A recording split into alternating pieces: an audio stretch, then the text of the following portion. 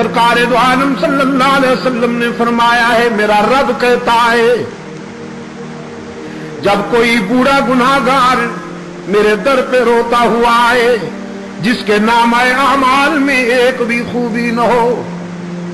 ساری زندگی بغاوت میں گزار دی، شباب کا نشہ تھا، جوانی کا غرور تھا، دولت کی مستی تھی، برادری اور پارٹی کی ترنگ تھی، رگوں میں گرم گرم خون کی روانی تھی، بغاوت میں زندگی گزار دی، لیکن اب زندگی کی شام ہو گئی، آنکھوں سے بینائی چلی گئی،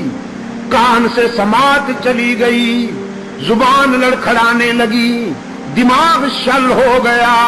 کمر جھک گئی، ہاتھوں پاؤں میں لرزہ طاری ہو گیا، بالوں میں سفیدی اتر آئی، بیماریوں نے یلغار کر دی، معدہ کچھ ہضم نہیں کرتا، اور سب سے بڑا المیہ جیب خالی ہو گئی، اولاد پرواز کر گئی، لوگوں نے بھی نگاہیں پھیر لی، ساری دنیا سے ٹھکرایا ہوا یہ بوڑھا نشان عبرت بن کر اللہ کے در پہ آتا ہے اور خالی ہاتھ آتا ہے، اللہ کے حضور آ کر اشک بہاتا ہے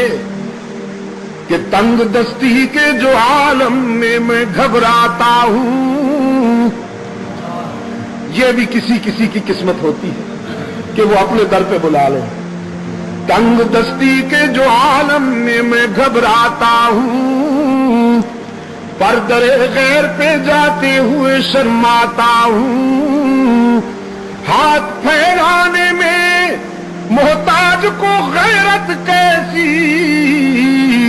شرم اتنی ہے کہ بندہ تیرا کہلاتا ہوں۔ رب العالمین نے فرمایا میرے محبوب، میرے پیغمبر،